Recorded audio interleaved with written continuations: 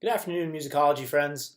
My name is Neil Warner, and while I wish I could be there in person to talk to you about Franz Liszt and his symphonic poem Prometheus, I am very grateful to McKenna Malici and the rest of the programming committee for being extremely flexible and allowing me to provide you this recorded version of my lecture. By 1848, Franz Liszt had finally settled into his role as Kapellmeister in extraordinary service at the court in Weimar, a position he had officially accepted in 1842, the interim years being completing his virtuoso tours, of course. Part of Liszt's appointment by the Grand Duke Karl Alexander was to assist in a restoration of Weimar to a status similar to one experienced during the German Enlightenment. In those years, Weimar was home to figures like Johann von Goethe, Friedrich Schiller, and Johann Gottfried Herder. It is in relation to Herder's Der Entfesselte Prometheus that the music for Liszt's Fifth Symphonic poem, Prometheus, would be composed. Herder's Prometheus is a set of 13 mythological scenes produced as a drama, complete with costumes, scenery, and limited stage action. For a performance of the work at the August 1850 Herder Festival in Weimar, Liszt composed an overture and 8 separate choruses with orchestral accompaniment. In 1855, Liszt would revisit that music to develop the symphonic poem, drawing largely upon the originally composed overture while integrating sections of the choruses. The finished work would exemplify Liszt's emerging composition style, perhaps most notably as an expansion of the contemporary sonata form, infusing abstract music with extra-musical programmatic meaning. Musicologist Paul Bertagnoli has written extensively about the versions of Liszt's Prometheus music and the underlying sources of those works. Regarding the narrative of Liszt's symphonic poem, Bertagnoli cites the original published preface of the score and emphasizes the words malheur et gloire, misery and glory. According to Bertagnoli, each section of the symphonic poem embodies these two affectations as it portrays the myth of Prometheus. This presentation will explore Liszt's use of compositional elements as they relate to both the narrative of Herder's Der Entfesselte Prometheus and Herder's overarching concept of Humanität, a philosophy overwhelmingly pervasive in his Prometheus interpretation. While this exploration of Herder's philosophy may seem peripheral to Liszt, I will connect Liszt to a relative appreciation of Herder's beliefs in order to confirm his infusion of philosophy and composition, especially concerning the use of misery and glory. By establishing this connection and observing evidence surrounding Liszt's use of Prometheus myth, I intend to expand upon Bertagnoli's analysis to include a third affectation in the compositional narrative of Prometheus, the affectation of anger. I will support this contention by providing a new reading of the symphonic poem, complemented by psychological studies pertaining to the expressive qualities of music. Der Entfesselte Prometheus, or Prometheus Unbound, is designed to be a sequel to Aeschylus's Prometheus Bound. The 13 scenes depict events that transpire after Prometheus has been sentenced for betraying the gods by giving mankind the gift of fire and thwarting Zeus's plan to end the human race. These scenes embody a number of Herder's philosophies, including Klima, the importance of unified language and communication among men, Bildung, education and instruction, and most importantly, Herder's central philosophy of Humanität. In his textual analysis of Prometheus and music, Bertagnoli labels Humanität as, I quote, a term eluding precise definition, referring to neither mankind nor humaneness. It instead embodied humanity's ultimate goal, achieved only through conscious developmental processes. As a dynamic agent compelling mankind to strive for progression and perfection, it occupied the central position in Herder's social philosophies.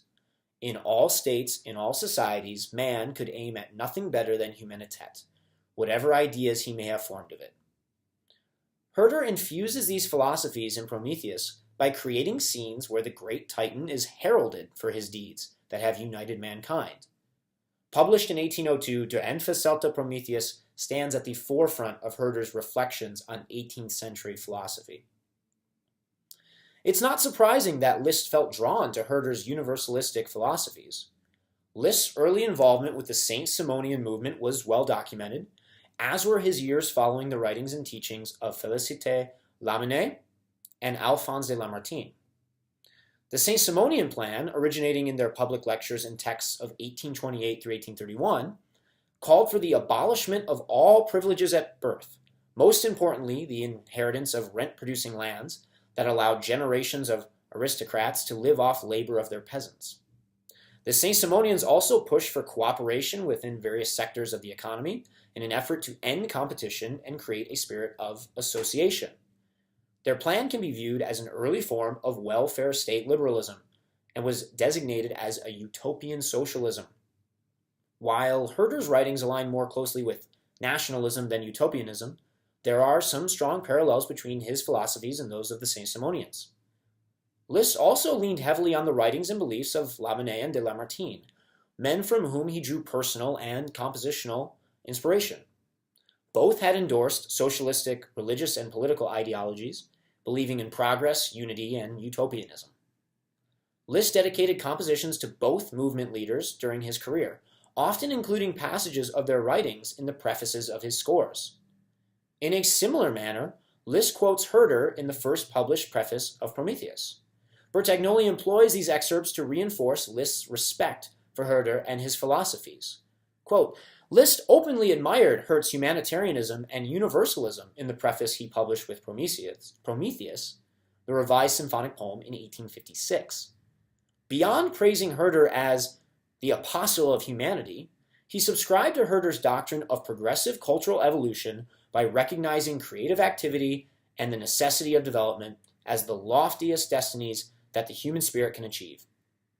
Liszt also mentions a liberator who will raise the long-tortured captive to otherworldly regions and the accomplishment of the work of mercy, references to events in the scenes, namely the Titan's emancipation by Hercules and humanity's foundation on fraternal principles. Liszt's inclusion of perseverance among the myth's salient themes likewise confirms his close engagement with Herder's philosophy of history.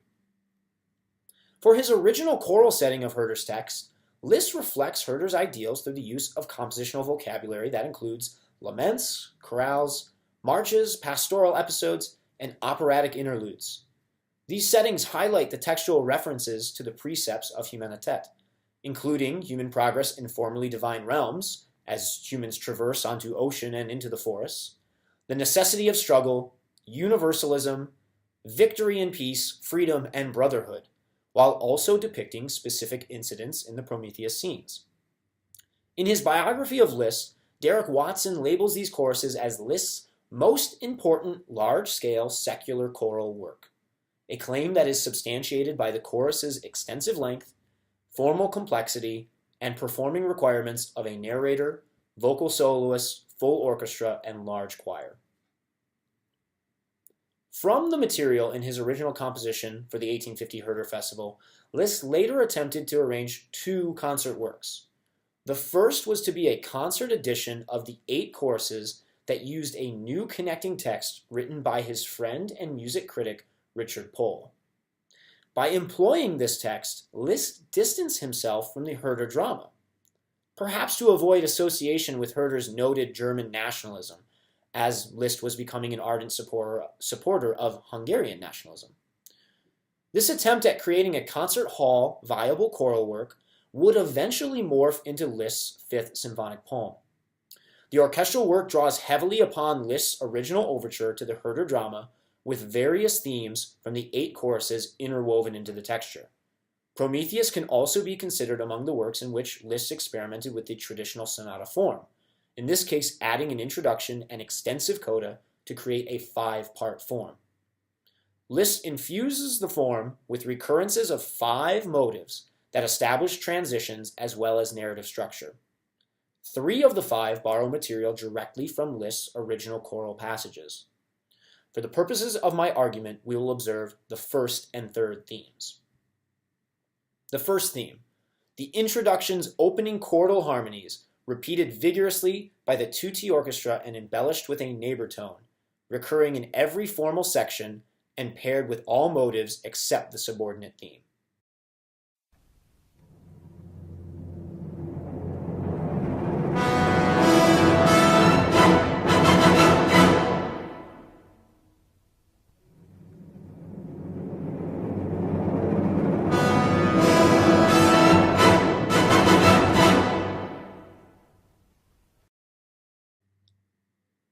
The second theme, the principal theme's initial gesture, made up of arpeggios that descend rapidly in 16th note pairs and are embellished with the closest chromatic neighbors. This motive returns at the end of the transition, in the developmental fugue stretto above the ensuing pedal point, and in the recapitulation.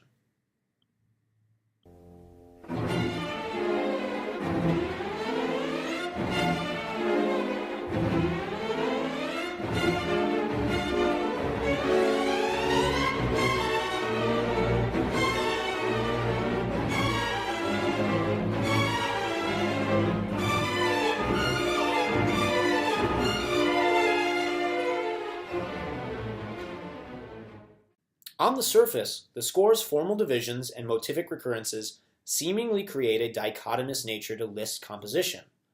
In his preface, Liszt acknowledges this existence of opposing reactions, and I quote, "strongly held beliefs and their utter negation, symbolism that secretly appeals to the imagination but is read with the most opinionated instincts, and the most bitter sorrows juxtaposed with the sweetest presentiments. Misery and glory are the bitter sorrows and sweetest presentiments of which Liszt writes, both in his preface and his composition." In his text, Prometheus in Music, Paul Bertagnolli extensively analyzes the various sections of Liszt's symphonic poem, using the affectations of misery and glory as a structural and expressional guide to semantic meaning. Prefacing his analysis, he writes, quote, "Indeed, individual formal sections relate to Liszt's dichotomies in unique ways, exhibiting specific effects, yet contributing to large-scale topical sequence that again conveys Herder's doctrine of humanität." Bertagnolli crafts a compelling path through the symphonic poem, marking a considerable number of compositional elements that create both narrative and philosophical meaning. These compositional markers, combined with Bertagnolli's generous use of comparative examples from other notable Liszt works, solidify his argument of an affective dichotomy in Prometheus. However, an altered reading into Liszt's interpretation of the Prometheus myth may cause speculation to the emotionally dichotomous nature of his symphonic poem. In Herder's Der Entfesselte Prometheus, the Titan is portrayed as having grown humble in his defiance of Zeus. He says, quote, "Always greater and quieter become my courage. Hardly do I still scorn the god who flung me here. Happily thinking of my work, I forget him." Prometheus reflects on his gift to mankind while quietly awaiting his rescue by Hercules. It is probable that this reading provided Liszt with his concepts of misery and glory. However, recall that Liszt uses a revised text by Richard Pohl for his concert setting of the choruses, which he attempted to complete before the symphonic poem. In Pohl's version of the text, Prometheus remains spiteful. He, quote, "humbles himself not. To the gods his hatred remains," end quote. Is it possible that for Liszt, this was the preferred portrayal of the Titan?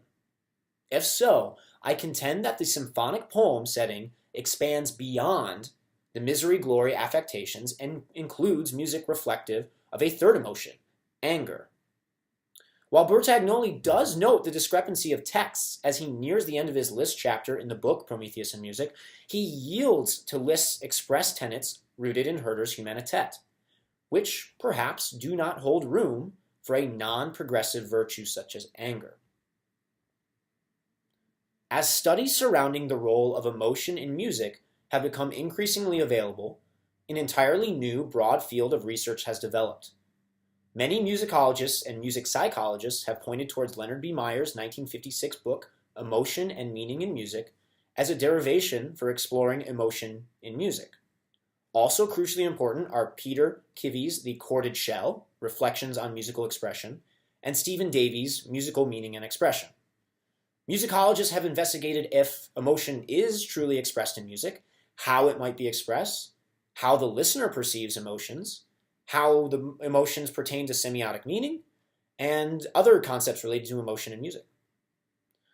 The required question for this particular view is whether or not the emotion of anger can be convincingly heard in compositional elements in Liszt's Prometheus. To assist me in answering that question, I rely upon a series of essays compiled by Patrick Uslan and John Sloboda in their collection titled Music and Emotion, Theory and Research, as well as a comprehensive survey of music and emotion literature by Uslan and Petri Lauka, titled Expression, Perception, and Induction of Musical Emotions. Uslan and Sloboda note the frequency of anger as a forefront emotion in this field of study.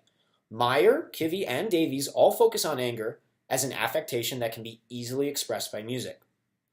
Uslan and Lauka advance this idea empirically by conducting a case study that required subjects to respond to which emotions they believed music is able to express. 82% of subjects responded positively to anger, ranking it as the fifth highest response behind joy, sadness, love, and calm. It should be noted that this placement does not correlate with anger's position in a similar survey about emotions felt by the listener. Again, we are asking if Liszt's Prometheus expresses anger compositionally, not whether or not it makes the listener feel angry. In the opening remarks of their article titled The Influence of Musical Structure on Emotional Expression, Alf Gabrielsen and Eric Lindstrom observed that the expressive qualities of music have been a matter of discussion by philosophers and music theorists since antiquity. Rightfully so, as we find in the writings of Aristotle implications that anger is expressed in music when elements such as rapid tempo, loud and high pitches, minor mode, and dissonance are present. Gabrielsen and Lindstrom reinforce these thoughts by listing the factors that contribute to perceived emotional expression as tempo, loudness, pitch, mode, melody, rhythm, harmony, and various formal properties. Now, both Uslan and Lauka, as well as Gabrielsen and Lindstrom, have compiled even more precise tables of compositional elements that invoke anger. For the purpose of analyzing Liszt's Prometheus, I will employ Uslan and Lauka's table from 2004. Some of the notable elements listed in this table include fast tempo, minor mode, high pitch, ascending pitch, major seventh and augmented fourth intervals, causing dissonance, staccato articulation, sudden rhythmic changes such as syncopations, fast tone attacks and decays, and sharp contrasts between long and short notes. Consider the three themes that make up the introduction of the composition. Rebelling against the use of traditional triadic harmony in favor of chordal harmonies, Liszt opens the composition by presenting a precursor to Herder's first scene, Prometheus' revolt against the gods and his act of giving mankind the gift of fire, his crime that would result in his internal imprisonment and torture. The introduction's second section features sustained chords in the brass while the strings ascend and descend through chromatic lines. Bertagnolli makes a claim that this second section obviously alludes to Zeus. The second recurring theme, a recitative lament, is performed before being violently interrupted by the third recurring theme, the Allegro molto appassionato. Combining structural and compositional observations, Bertagnolli claims, quote, all the introduction's parts thus reflect the malheur in Liszt's affective dichotomy, though misery ostensibly subsides in a lament, end quote. By employing the dichotomous nature of misery and glory as the crux of his analysis, Bertagnolli ignores elements in the introduction that portray a far more volatile affectation. When reconciled against musical elements of expressive anger provided by Uslan and Lauka, the opening 12 measures feature a number of consistencies: an energetic and agitated tempo, chordal harmonies featuring an augmented fourth tritone, sudden rhythmic changes, high sound level at the fortissimo dynamic, short articulation, and fast attack and decay of melodic tones. Structurally, if we are meant to hear this as an opening as a statement from Prometheus, it is certainly influenced by Pohl's use of spite in character expression. The second section of the introduction, assigned by Bertagnolli as the opening statement of Zeus, also features a large number of anger-expressive qualities: sharp contrast between long and short notes, accelerando, use of the minor mode, continued use of high sound level at the fortissimo dynamic, and a steady ascension of pitch into the higher registers of both strings and woodwinds. Zeus acts to imprison Prometheus for his crimes against the gods, anger at the Titans serving as one motivator. As the Allegro molto appassionato theme returns, musical elements expressive of anger persist: fast tempo, employment of the minor mode, short articulated attack and decay, use of syncopation, and high dynamic levels. It is not until the fourth subordinate theme, based on the Hymn of Themis, the goddess of justice and law, that Liszt's composition is truly devoid of any expressive elements that might suggest anger. Here, the first glimpses of glory pervade as Prometheus's release from imprisonment is foreshadowed. It is not my intention to disagree with Bertagnolli's assessment of certain expressions of misery and glory. It is my belief that Liszt's Prometheus is indeed a composition full of moments expressing misery and glory. The proof of this exists in words from the composer himself. Yet we also have Liszt's decision to employ a text by Richard Pohl that drastically alters an important facet of Prometheus' emotion. Given his proclivity to be musically influenced by his philosophical ideologies and the evidence provided surrounding the psychological approach to emotion in music, I certainly believe anger to be convincingly expressed throughout Prometheus as a crucial narrative element.